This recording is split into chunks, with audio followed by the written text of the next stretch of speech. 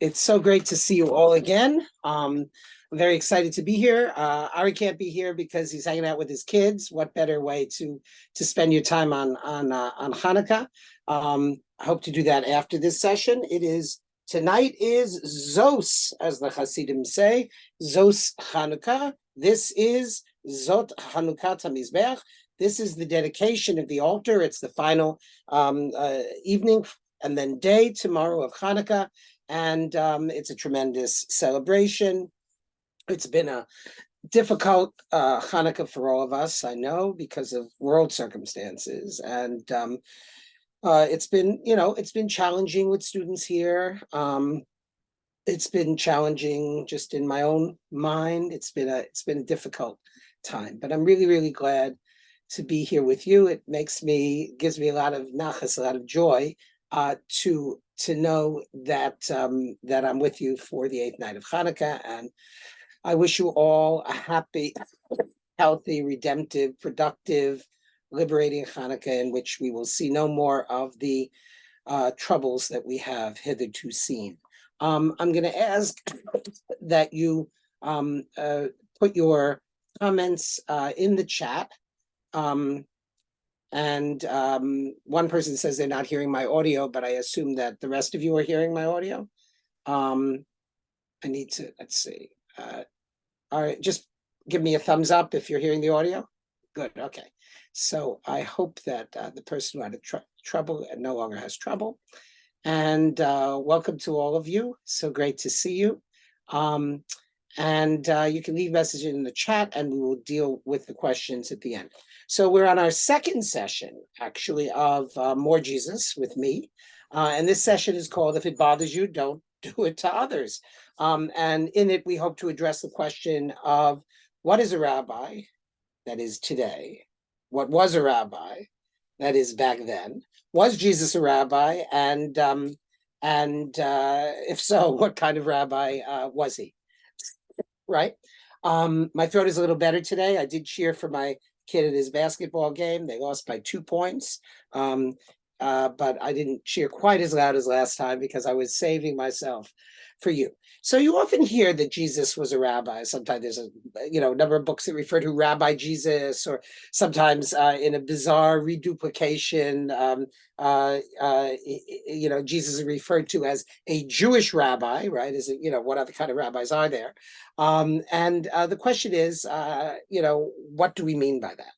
So to square things away quite simply, when today we speak of rabbis, we mean someone who is generally a religious functionary who has a congregation that they shepherd, right? And their duties in most liberal Judaisms are generally pastoral.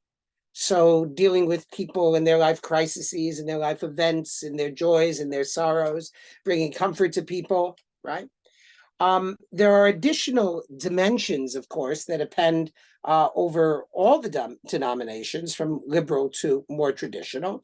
And some of those include being involved in the various communal functions. So classically in the Sephardic world, a rabbi was Rav, a rabbi, Chazan, a cantor, Shochet, slaughterer, Mohel, a circumciser, Dayan, a judge, and Sofer, someone who wrote the Holy Scrolls, right? So people were required in small communities, often quite far-flung, to fulfill many communal functions. And then, of course, an important aspect of being a rabbi is being a teacher. And in fact, the term Rav, Rabbi, right, means master in the sense of a schoolmaster or someone who is involved in the teaching of the sacred texts. There are other aspects of being a rabbi that appended back in the time that the Second Temple stood, that is during Jesus's lifetime, and those included things like healer, magician, sometimes miracle worker, right? Those are aspects of rabbiing right? That one doesn't find so much today, except in Hasidic Judaism, where the rabbi is often a charismatic figure referred to as the rebbe, means my little rabbi, right? It's very Hamish, it's very homey to talk about one's rabbi like that.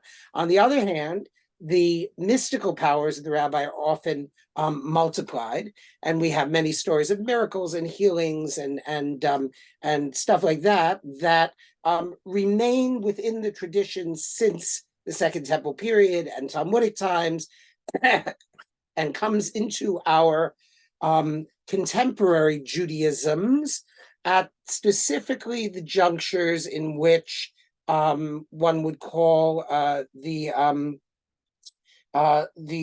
rational erodes. So in Hasidic Judaism, in Kabbalistic Judaism, right, where rationality and philosophy is less important than mystical experience and theosophy, that is speculating on the nature of God. In those Judaisms, Kabbalistic and Hasidic, the role of the rabbi as what we would call a faith healer or a magician is multiplied. And it's strange for us. We don't think about that much. But at the time of Jesus, there was a correlation understood between physical health and spiritual health. That is, it was believed that sin in some way precipitated disease, and that the one who cured you of your disease was also in some sense expiating your sin, right? And so in many places in the gospel, several places, we'll have Jesus, healing somebody and saying, your sin is forgiven, or sin no more, right? And there's a whole debate in Christology and the question of who Jesus is or was among Christians as to why Jesus is saying this. Is Jesus saying this because Jesus is eventually thought of as being God, right? And minimally, in the period before, is thought of as being something called the Son of God, right? Or especially close to God in early Christianity, right? Before these theologies develop. And so Jesus has the power to remit sin, right? I don't think it needs to go in that direction. If we acknowledge that in the Second Temple period, when Jesus was operating, there was a correlation, as I say, between sin and illness, then if one was cured of one's illness, one could assume that God had also forgiven one's sins. And that's why those statements are made. So in that, as in the whole range of the rest of the information that I can convey about Jesus or think about Jesus, I would like to retain him within a normative Jewish framework as much as I can, because we will see that in his work as rabbi, he exceeds the boundaries of what, this is very important, would eventually be considered normative Judaism. And he exceeds the boundaries, I should say, not by healing, although his healing seems strange to us, and even to Christians who know the Gospels, when they really look at the text and see how he heals, and we had a session on healing in series 1, we'll review some of that material briefly, it seems bizarre, but that's not out of the bounds, because other healers, people who were called themselves the rabbis in this period and slightly later, were doing similar things. No, he exceeds the boundaries actually in the question of halakha. And we're going to address Jesus as a rabbi interpreting Jewish law, because one of the things that rabbis did, besides pastoral care and besides community and ritual functions, was teaching. And what they taught was Jewish law and lore. Law and lore. That is, the narratives of the Bible amplified, sometimes with legendary material that expanded those narratives and moved the narratives always in a kind of moral direction. And Jewish life ways called halakha, goings, right? Maybe best translated as Tao, right? The way. And those are what we would call the aspects of Jewish law between humans and other humans, and between humans and God. And it's in the area of Jewish law that Jesus actually gets the most funky, but not in the way you'd expect, because what you probably heard is that Jesus, violated Jewish law, and he said it was okay to do so.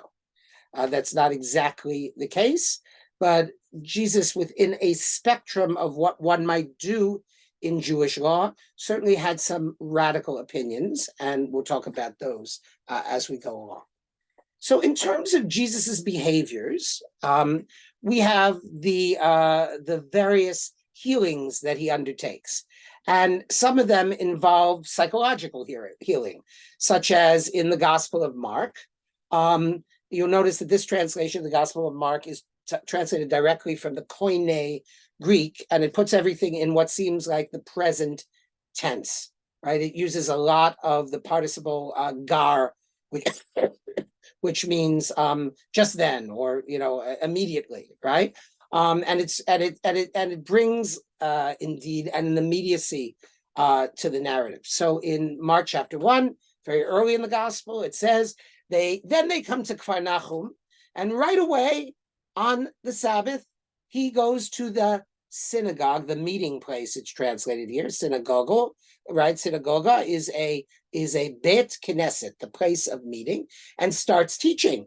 And they were astonished at his teaching, since he would teach them, this is a theme in the Gospels, on his own authority, unlike the scholars who were always referring to other scholars, right? So it's an important principle in later rabbinic literature to say something b'shem amro, in the name of the person who had said it. Jesus apparently had a shita, a way, a methodology of teaching in which he just, presented his own opinions. Now, right then, gar, right then and there, gar is right then and there, in their meeting place, in the synagogue, was a person possessed by an unclean spirit, which shouted, the spirit shouted, "Jesus, what do you want with us, you Nazarene? Have you come to destroy us? I know who you are, God's holy man." But Jesus yelled at it, "Shut up and get out of him." Right? Then the unclean spirit throws the man into convulsions and comes out of him with a loud shriek.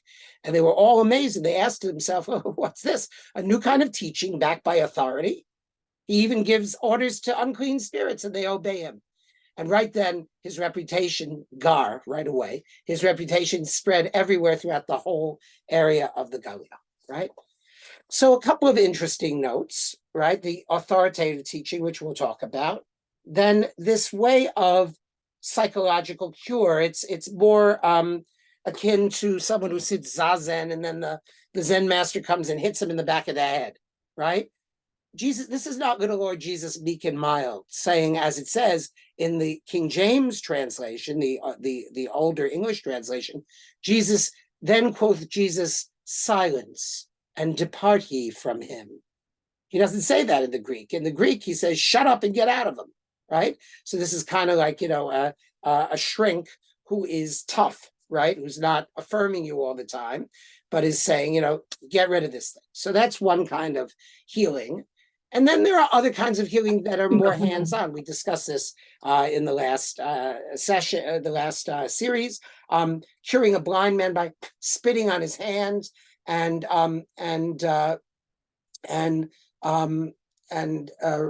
this is what we see. I spat into his eyes, placed his hands on him, and said, "Do you see anything?" And we see the vision of the blind man coming back to him, right? And this is a very hands-on, or spit on, or hands and spit on way of healing. It doesn't seem to be a medical type of healing, and yet it probably is. It probably has something to do with how healing was affected in that time and place. And then there are various healings that occur to people from a distance, or when people were apparently dead, et cetera, et cetera. Now, these things are in fact present among Galilean rabbinic healers in the slightly later period. That is, people who are called Rabbi Hanina ben Dosa and others, who employ this whole range of spiritual healing and hands-on healing, and I guess what you would call medical healing, because if you say this person seems to have died, and then you know, in the case of Elijah and Elisha, the prophet puts their body on top of the person and breathes into their mouth, and the person resuscitates. In the case of Rabbi Hanina ben Dosa, the stories are that he says, "Don't worry, it's already been taken care of," and the person is healed. Jesus does the same thing. So we have this sense of Galilean wonder-working healers. Some of these people, as we said last time, were learned people, like Rabbi Hanina ben Dosa and others, and some, like Choni HaMa'agel, who we mentioned last time, were these kind of hippie types, right? Choni HaMa'agel was a kind of early chassid, right? Who talked to God directly and said, "God, if you don't send rain, I'm going to make a circle around myself, and I'll stay in this circle, and I won't eat and I won't drink until you make rain, and I know that you love me enough to cause it to rain." And of course, as we noted last time, it rains so hard, so hard that, you know, he has to pray for the rain to stop. Right? So Jesus fits, a certain aspect of Jesus fits within this category of healer, wonder worker, magician. Morton Smith, many years ago, wrote a very famous book called Jesus the Magician, in which he compares Jesus with figures commanding the forces of nature in his own time. More interesting to us, I think, are the aspects, or I mean, your mileage may vary. What I want to concentrate on today, I should say, because in the older series we dealt with healing, is really teaching. And we noted last time that Jesus teaches through parables, and that this is a famous rabbinic method of teaching. And we gave the example last time of this, right? That the rabbis in the Talmud are wondering what the mashkuchit is, and they say in Bavel, they say it's a bell, that the shepherd rings and the flock follows. Rabbi Yaakov says it's the bellwether, it's the goat that leads the flock and has a bell around its neck. And then a certain Galilean, unnamed, teaches in the presence of Rav Chisda in Babylon concerning this goat. He says, when the shepherd is angry with the goat, the shepherd blinds the mashkuchit, the bellwether, because the bellwether did not do a good job. Similarly, when God is angry with the Jewish people, God appoints more unsuitable leaders for them to punish them, right? So this story, which tells a story of, what's it called? Punishment, and the ire of God, and uses as a metaphor sheep and shepherding, is typical of many stories in the Talmud, both the Babylonian and the Jerusalemite. And it's also, as you know, perhaps typical of Jesus. I have to find the instant, not this one. 1 second. Where is it? Here it is. So Jesus tells a parable, and in the four Gospels, the three synoptic Gospels, Mark, Matthew, and Luke, they can be sort of correlated to each other and contain similar material. The Gospel of John is an outlier because it's very mystical and tells stories that are missing or different from the other three Gospels. But Matthew and Luke and Mark correlate, and sometimes the same parable is told in each of these books. So Jesus says in Matthew, so what do you think? Let's say a shepherd has 100 sheep and one of them goes astray. Doesn't he leave the other 99 in the mountains and go in search of the one that went astray? Right? Is that the case? He's asking. He says, and if he would find that one, I tell you, he rejoices over it more than the 99 that never went astray, because he's so glad that he got it back, right? So it is not the will of your Father in heaven, and the different manuscripts say different things, my Father, your heaven, your Father, that one of these little ones should be lost. Right? So this is a parable, of sheep and shepherds. It's a way of teaching. And the emphasis here is that if you have 100 sheep, of course, you care about them all. And if even one goes missing, you care about that one. And you let the other ones who are behaving the way they should just hang out while you try to find the one. And it's difficult to find the one. And if you can find the one and actually bring it back, you feel such joy that you were able to bring this one back because it had gone astray. The other ones, they're going to be together no matter what. They're not going to go astray. But this one is special to you. And that's the message of the parable there. Now look at the same parable in the Gospel of Luke. So he told him this parable.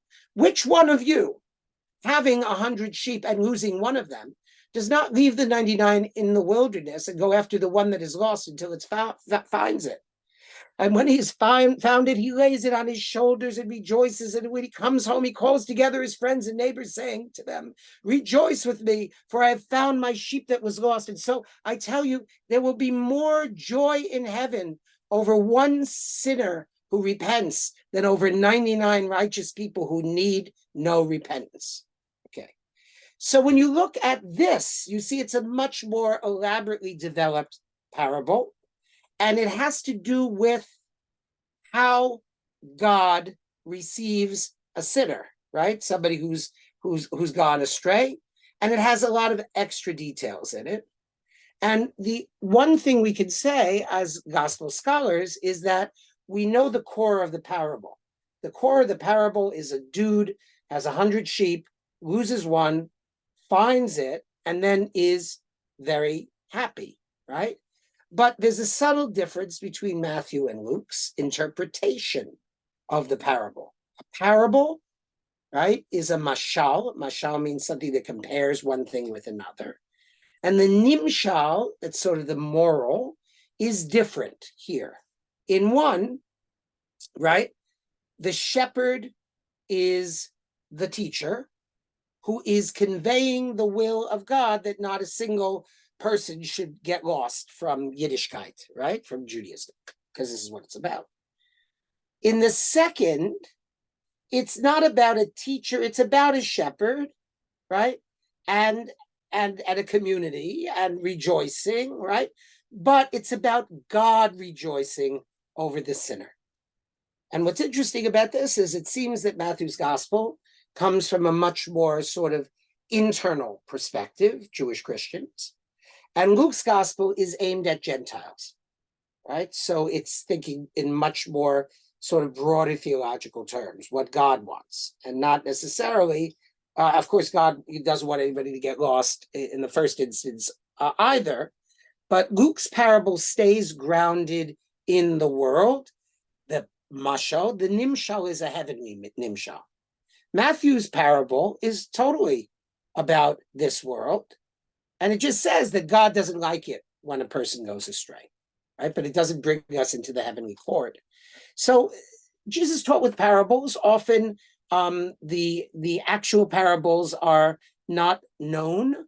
Often when I was studying the Gospels for the first time, I was told about this metaphor. It's not a complete parable, but it's a metaphor. Jesus says, it's easier for a camel to go through the eye of a needle than it is for a rich person to get into the coming imperial kingdom of God, right? Jesus often refers to the coming kingdom of God as the future fate of humankind. It's translated in King James as the kingdom of heaven, which sounds like something in the sky and far away, like a Disney castle on a cloud. But what Jesus says is basilio toteo. That means the time that God will reign here. V'yamlich malchute. You will have your imperial rule, using the Roman terms, right? Here. It's an earthly idea. And who can participate in that? Not a rich person, right? So that's a statement we could, tear apart in terms of rich and poor and all of that. But what is this camel and eye of the needle? Right? You have to imagine, somebody having a needle and pulling a camel through, and a camel's neck is long, but you get stuck on the hump, But that's not the case. Apparently, according to some scholars, although others insist that this is not the case, in Jerusalem, the gate that is now referred to as the Damascus Gate, the Roman version of that gate, which has been uncovered, by the way, and Yehuda Amichai has a beautiful poem about it. It's a triple arch gate, and it had doors in it. And the doors were open during the day, and people would come and go, and there were tax collectors and toll collectors, etc. But at night, the doors were closed, and there was a very, very thin little door that could admit like one person, and that door was called the Chut Machta, the eye of the needle, right? So Jesus was apparently referring to a place in Jerusalem that was known to people, right? The eye of the needle, this gate, and not to some bizarre, right, idea of a camel going literally through a needle and not being able to get through, right? On the other hand, they both work, because they both say that the wealthy, for Jesus' own reasons, are inadmissible to God's kingdom. All right. The most important aspects, I think, to think about are Jesus' teachings on ritual and moral matters. Now, if I just asked you off the top of your head, what did Jesus say about Shabbos? What did Jesus say about kashrus? What did Jesus say about purity? You would say that Jesus abrogated all those things. He said you didn't have to do it anymore. You didn't have to observe the Sabbath. You didn't have to observe kashrut. You didn't have to observe purity laws. It's not actually that simple. And even in Paul, as we will see next time, who's usually, the can gets kicked up the streets of Paul, and people say, well, Paul was the one actually who abrogated or claimed that all of Jewish law was abrogated. Paul doesn't do that for one group of people. And the one group of people he doesn't do it for is the Jews. So as far as we can tell, Jesus lived his entire life within the ambit of Yiddishkeit, of Jewish law. He was an observant Jew. But here's the problem. The way we think about Shabbos and kashrus and tuma and tahara, that is purity and impurity, in not such great translations that, but okay, and marriage and divorce today did not exist in Jesus' time. All of what we know about kashrut, about keeping kosher today, for instance, developed after Jesus' time in response to the destruction of the temple, the loss of a priestly class, and the necessity to consolidate religious law and develop it. And it develops throughout the Middle Ages. So even in the 900s, 700s, 800s, 900s, there are questions about whether chicken is meat. Can you eat chicken parmesan, right? So these things were as yet undeveloped. They were in the process of development. And there was a spectrum in terms of how one thought about these things. I think, one second, I'm seeing this black thing here. Hold on. Nope, that's not good. All right, it's not really helping me. There was a spectrum in terms of how one thought about these things. And Jesus was part of that spectrum, right? Because it was in development. So it's not fair to Jesus to say that he said you don't have to do these things, or that there were other things that were more important that had to be considered. Let's look a little bit at his teachings, and you will find that some of them are not what you expect, right? So, for instance, the teaching on divorce. Mark, first gospel, right?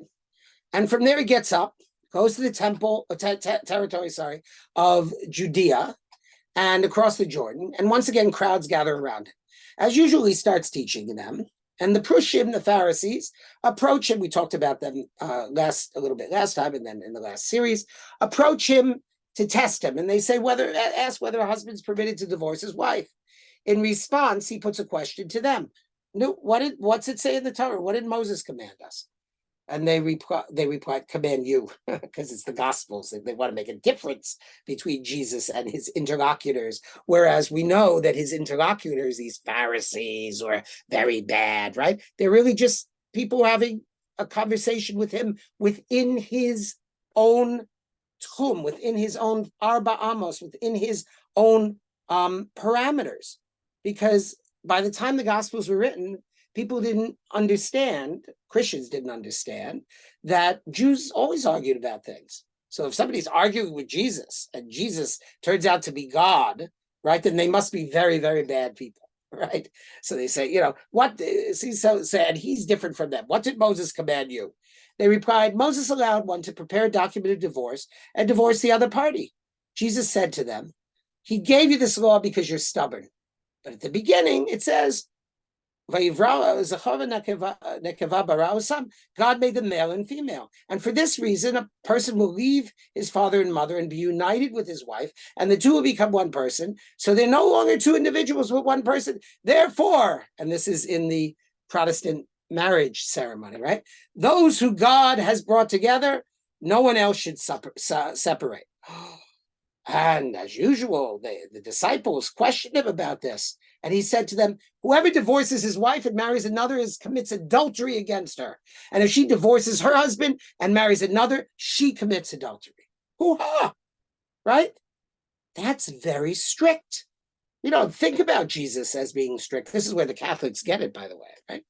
You don't think of Jesus as being strict. He's always lovely. He's always trying to accommodate people. Divorce, he's not accommodating.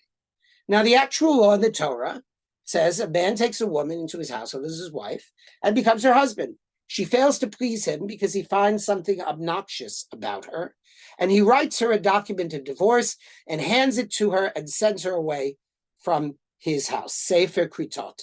We could discuss this and its misogyny and its non-feminist, attitude. That's not what I want to get at. I want to see how the rabbis interpreted this. So in the Mishnah, Rabbi Akiva says, a man may divorce his wife even if he found another woman who's better looking than her and wishes to marry her. As it says in the verse, she fails to please him. We say, oh, wow, the Bible is bad, but the Talmud is even worse, right? But here's the thing. As always in Judaism, there is a spectrum of opinion, and Rabbi Akiva's opinion is a very, very kind of liberal on the man, right? Bad for the woman kind of approach. What else do we read in rabbinic literature? Well, in Gittin, the same chapter, it says, Beit Shammai says, a man may not divorce his wife unless he finds out about her having engaged in a matter of forbidden sexual intercourse, devar erva. That is, she committed adultery or is suspected of it. As it is said, she fails to please him because he found something obnoxious about her, and he writes her a document of divorce and hands it to her and sends her away. But Beit Hillel say he may divorce her even due to a minor issue because she burned or oversalted his dish, right? As it is said, she fails to please him, meaning she found some kind of shortcoming in her, right? So Rabbi Shammai is strict. The house of Shammai is strict, and the house of Hillel is lenient on the husband. But then it says, Rabbi Akiva says he may divorce her even if he finds another woman who is better looking than her, etc. So do you see where this previous comes from? See, it's part of a discussion in which there's a spectrum. Beit Shammai says only proven or suspected, and then you can prove it, adultery, right? Beit Hillel says even if she burns the soup, right? So Rabbi Akiva says, well, maybe, it's important to be sexually attracted to someone because you want to have children. Children are the object of marriage in this society. I'm not advocating for that. I'm just repeating what was going on there. And so it has to be a position that's in between burning the soup and proven adultery. That is, he's not attracted to her anymore, maybe attracted to somebody else. Okay. You want to say that? Look at Rabbi Shemin in Sanhedrin. It's another place in the Talmud. Rav Shimon Bar Abba says, come and see how severe a matter divorce is, as they rendered it permitted for King David to be secluded, that is to have sex with Avishag, when he was old, this woman they brought for him, without marrying her, but they did not render it permitted for him to divorce one of his wives to enable him to marry Avishag. So he's claiming that the biblical law on divorce was enforced very strictly, to the extent that you could have sex with somebody, right, concubinage, but you could not divorce your wife to marry someone that you had had sex with. Okay, this is out of our range of morality, but let's leave that as another position. Then finally, concerning anyone, says Rabbi Eliezer, who divorces his first wife, even the altar in the temple sheds tears about him, as it is stated, and further, this you should do, cover the Lord of the altar of the Lord with tears, with weeping and sighing, for from his no longer showing regard to the offering, nor receiving it with goodwill from your hand. And it is written, yet you say, why? Because the Lord has been a witness between you and the wife of your youth, against whom you have dealt treacherously, though she is your companion and the wife of your covenant. So we are dealing with a spectrum here. Where is Jesus's opinion on this spectrum? Well, Jesus's opinion is completely to the right. He holds that there can never be divorce. And his raya, his reason, is a relatively simple reason that comes from a kind of straight up scriptural reading of Genesis, which is interesting because it kind of cuts to the chase. It doesn't do any stories that people haven't heard of, like King David and Abishag, right? Or the prophet, the prophet Malachi, right? All you have to know is Adam and Eve, and that's in a way typical of teaching up in the Galilee, which is very sort of simple and down to earth. And it's a direct no. So Jesus did have some direct no's. It wasn't always, well, let's make peace. Jesus doesn't want to make peace here. And Jesus is teaching on a very basic kind of level that this is forbidden, and we don't really care what the woman has to say here, even more so than the rabbis who say you can divorce her if she burns the soup, right? So it's a kind of stringent position. All right, here's another issue, which is the issue of purity, tuma and tahara. So you know that in Jewish law, there is the question of how close one has come to death. And if one comes close to death by touching a dead body, by having an emission of sperm or menstrual blood, one is in a state of tum'ah, and one has to wait a certain period, immerse oneself in pure water, and reintegrate into the community. Also, if one desires to eat and eat bread, there was a developing tendency in Jesus's very period to bring the priestly purity laws into the home and to wash hands ritually before one ate, right? So the Pharisees gather around him, and along with some of the scholars who had come from Jerusalem. When they noticed some of his disciples eating their meal with defiled hands, that is to say, without washing their hands, because Pharisees wouldn't think of eating without first washing their hands in a particular way, always observing the traditions of the elders. And they won't, and they won't eat what defiles when they get back from the marketplace without washing again. And there are many other traditions they cherish, such as the washing of cups and kettles and jugs. The Pharisees and the scholars start questioning him. Why don't your disciples live up to the tradition of the elders instead of eating bread with defiled hands? And he answered them. He said how accurately Yeshayahu depicted euphonies when he wrote, the people honors me with their lips, but their heart strays far from me. Their worship of me is empty because they insist on teachings that are human commandments. You have set aside God's commandment and hold fast to human tradition.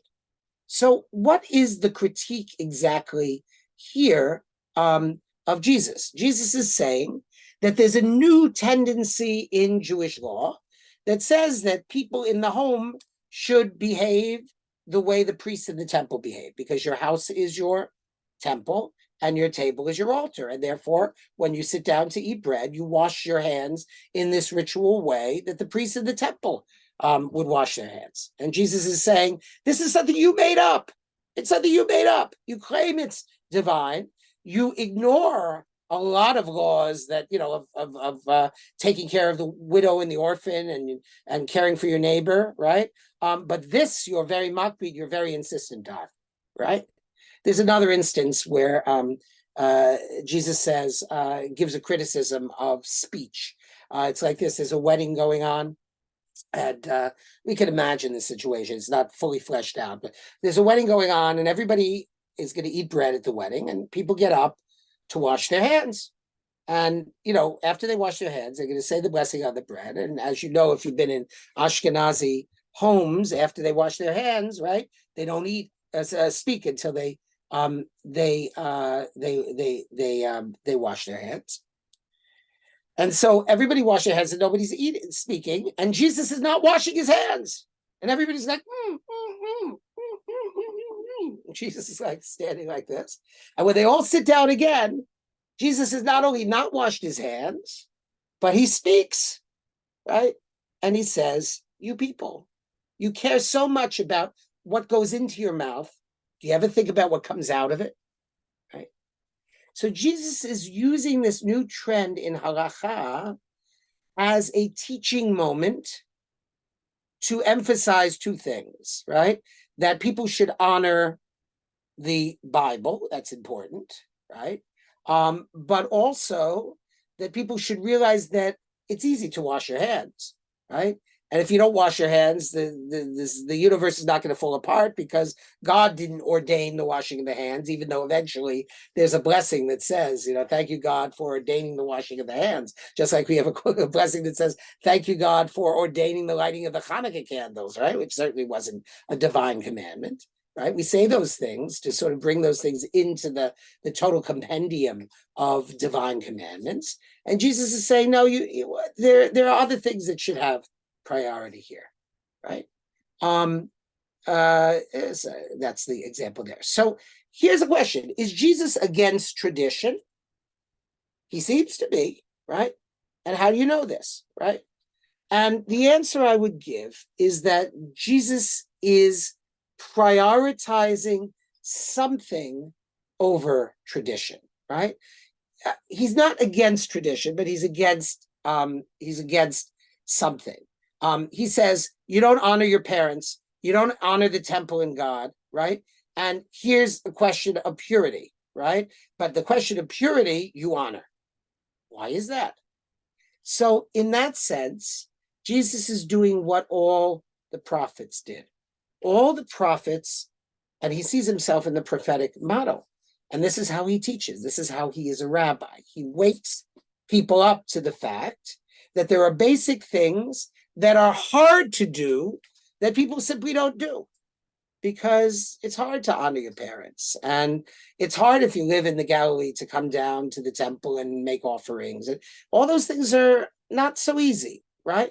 But it's easy to wash your hands.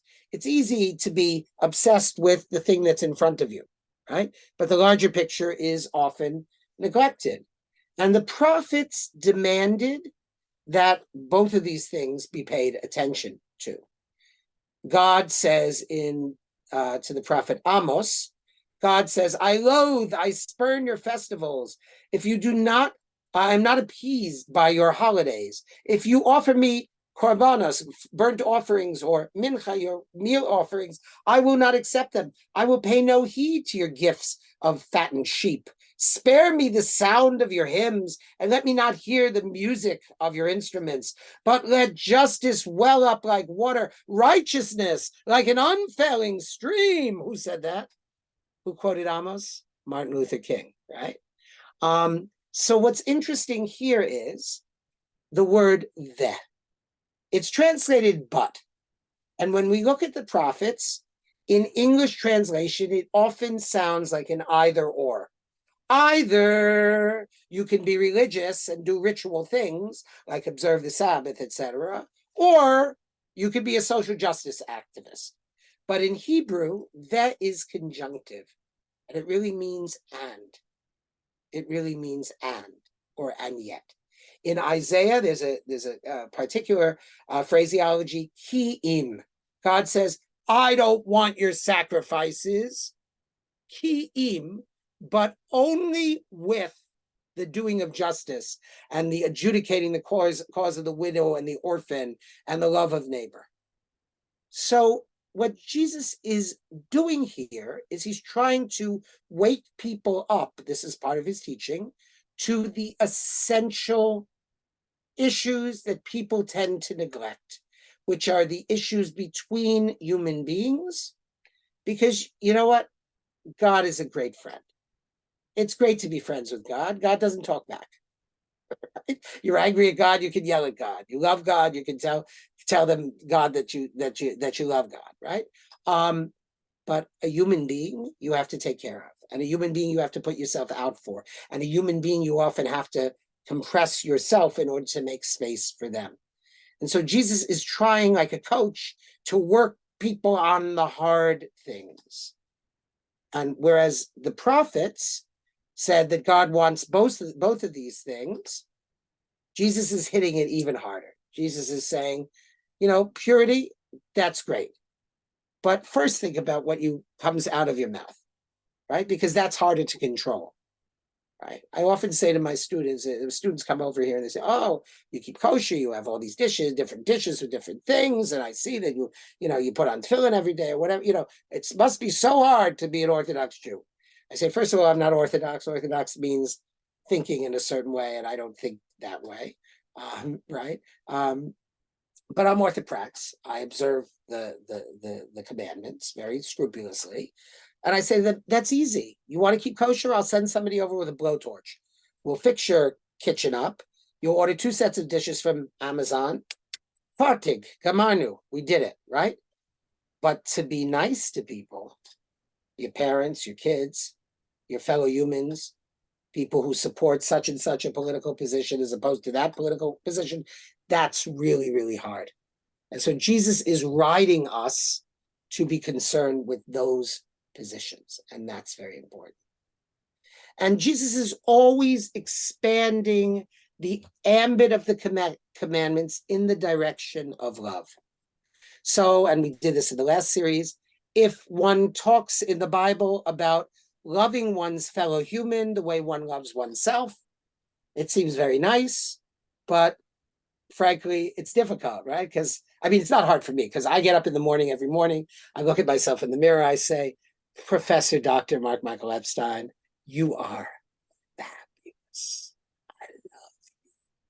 And loving myself, then I'm ready to love other people. But you might wake up and say, I don't know how I feel about myself, right? So it's a fact that if we don't feel good about ourselves, right, it's hard to feel good about other people because there's not enough room, right? So when the Bible tells us, right, that we should not seek revenge against people or bear a grudge, right, but love our neighbors or our fellows as ourselves, says God, this is a very, very big thing, very, very big thing to do, right? So along comes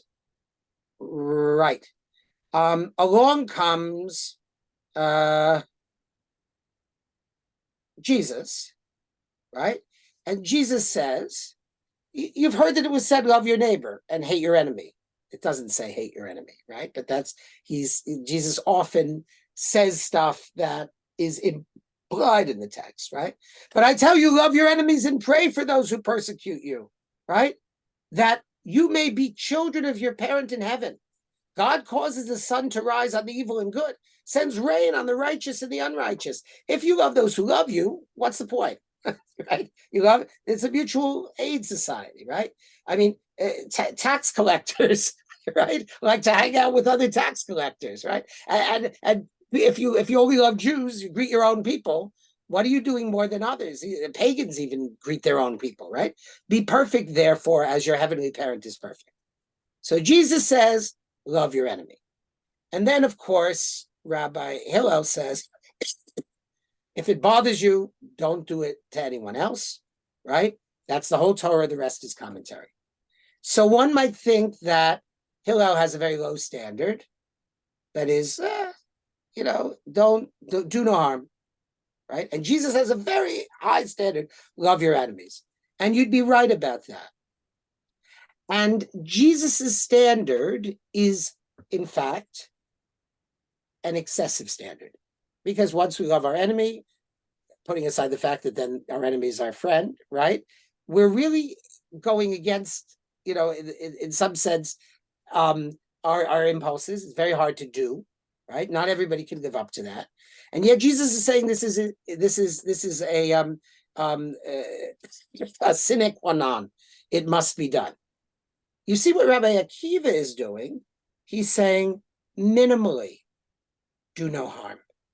If you said to Rabbi Akiva, I want to love my enemy, he'd say, yeah, you're Meshugana, but you want to love your enemy, great. But for those of you who can't love their enemies, right, and may not even love themselves enough, at least do no harm, right? Jesus says, no, you have to love your enemy. And why?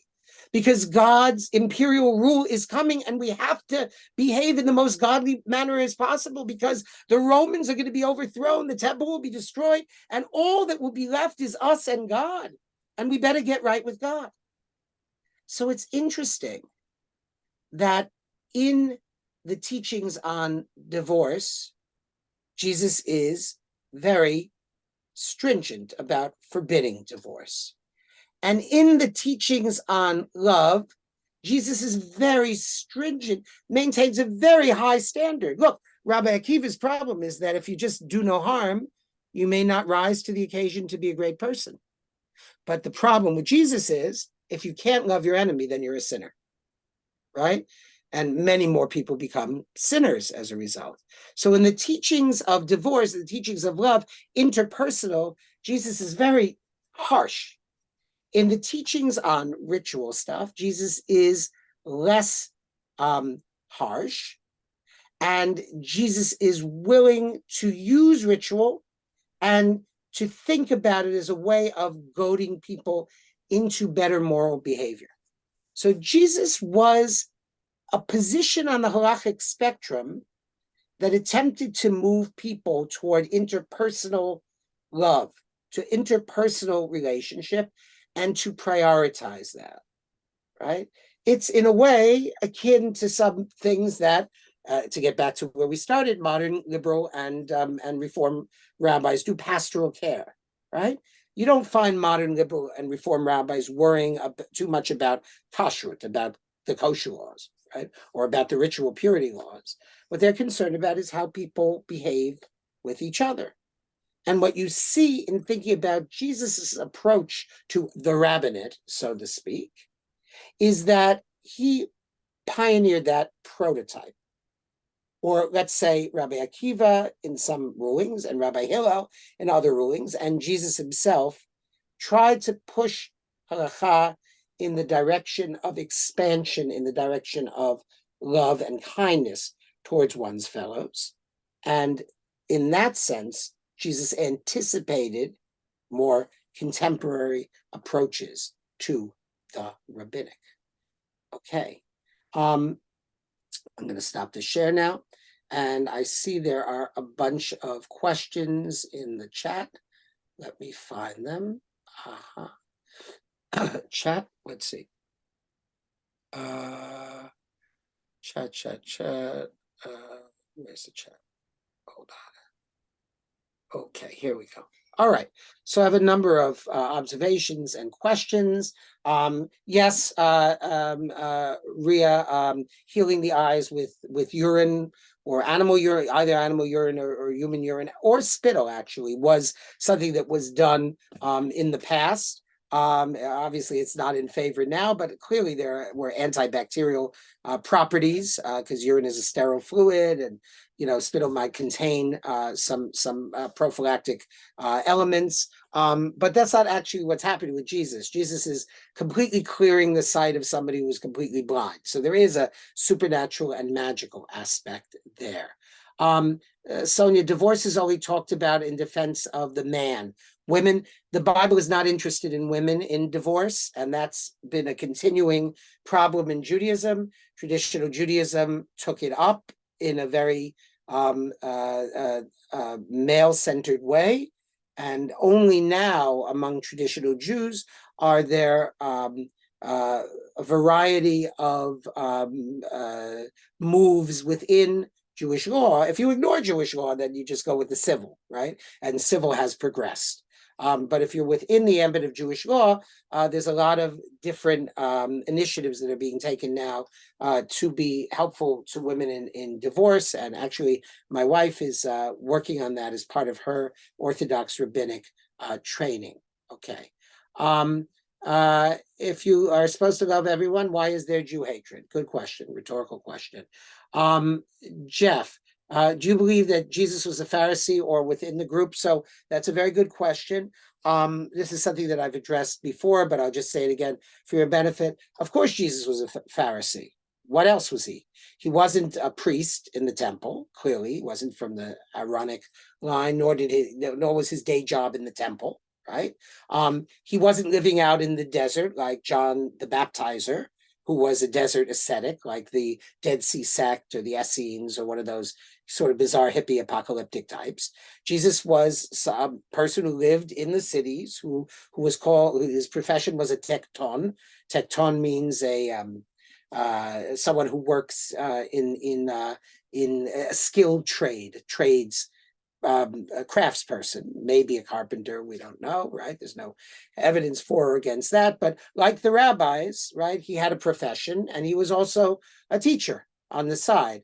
And a person who taught and interpreted Torah was a Pharisee, right? The fact that the Gospels were written at a juncture and for an audience that didn't understand that, and they didn't understand that people were having conflicts and disputes and conversations, right? And then if you're a guy, I mean, imagine, right?